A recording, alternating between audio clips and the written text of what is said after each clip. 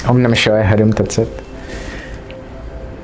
आपका ये सवाल बड़ा अच्छा है और जिज्ञासा से पूर्ण भी है। मुझे खुशी है कि हीलिंग कितना काम करती है। देखिए, जैसे आप दवा खाते हैं ना, हर एक दवा की उसकी एमजी के हिसाब से उसकी पावर निर्धारित होती है और हर एक दवा का गुण अलग अलग है। आप कितनी स्ट्रांग दवा खा रहे हैं ये डिपेंड करता है कि आपकी वो बीमारी कितनी जल्दी सही होगी। फिर इसमें यह भी कि आपका शरीर कितना उसको एब्जॉर्व कर रहा है। तो जीवन में या प्रकृति में जो कुछ भी है, कुछ भी ऐसे ही नहीं है। हर एक की अपनी दिव्यता है, उपयोगिता है।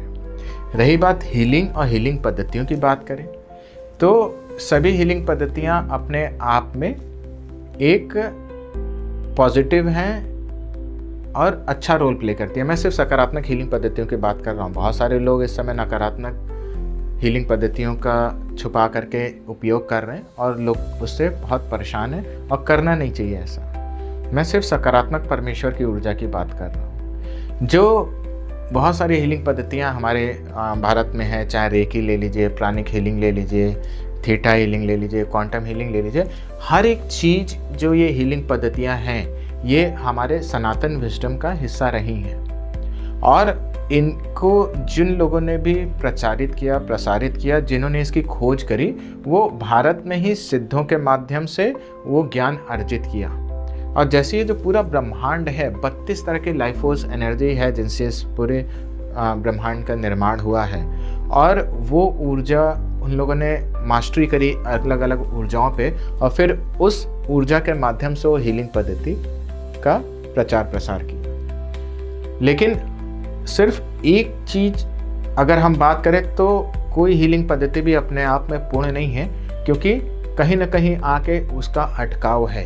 क्योंकि एक ही तरह की लाइफ फोर्स एनर्जी या दो तीन, जैसा कि पूरा ब्रह्मांड 32 तरह की लाइफ फोर्स एनर्जी से मिलकर बना है, तो सिर्फ एक का ही अगर आपको पूरा ज्ञान है तो ज़रूरी नहीं कि आप हर चीज़ में सफलता हासिल कर पाए। तो मेरे को जब ज्ञान हुआ, जब परमेश्वर से और सिद्धों की कृपा से वो 32 तरह की लाइफ फोर्स एनर्जीज और वो ज्ञान मेरे भीतर जब ट्रांसफ़र हुआ और ये आदेश आया कि मैं ये लोगों तक पहुंचाऊं, सिखाऊं, तो मैंने पुनः इस सनातन विजडम को एक छतरी के नीचे लाने का प्रयास किया और कैसे हम हर एक क्षेत्र में, शारीरिक रूप से हो, मानसिक रूप से हो, आध्यात्मिक रूप से हो या सांसारिक रूप से, सफलता के रूप में हो, किसी भी रूप में हम कैसे अपने जीवन को पूर्ण कर सकते हैं, अपना भाग्य बदल सकते हैं, अपने पुराने कर्मों को जलाकर भस्म कर सकते हैं और अपने आगे की यात्रा को सुगम कर सकते हैं।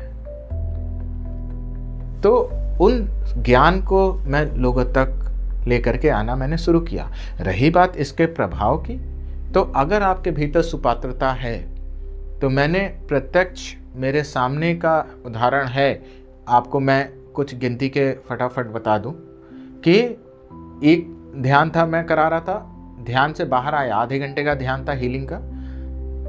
कुछ एक दो लोग ऐसे थे जिनको 4 नंबर और 3 नंबर का चश्मा लगा था, वो उतर गया, वो उनको धुंधला दिखने लगा। उन्होंने चश्मा उतारा तो उनको सब साफ दिख रहा है। किसी की स्लिप डिस्क एक बार में सही हो गई। तो क्या चीज़ है, ऐसे बहुत सारी बीमारियां लोगों ने बोला जो साइंस में मेडिकली क्योरेबल नहीं है, जिंदगी भर दवाई खानी है, और वो लोगों की एक सेशन में ठीक हो गया।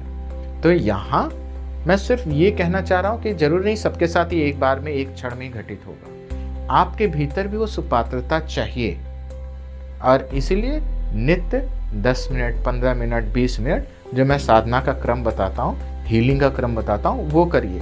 मिरेकल्स होता है अगर आप तैयार हो उसे ग्रहण करने के लिए समर्पण के साथ, तो विद इन सेकेंड आप कैंसर भी ठीक कर सकते हो, इसमें कोई दो राय नहीं है।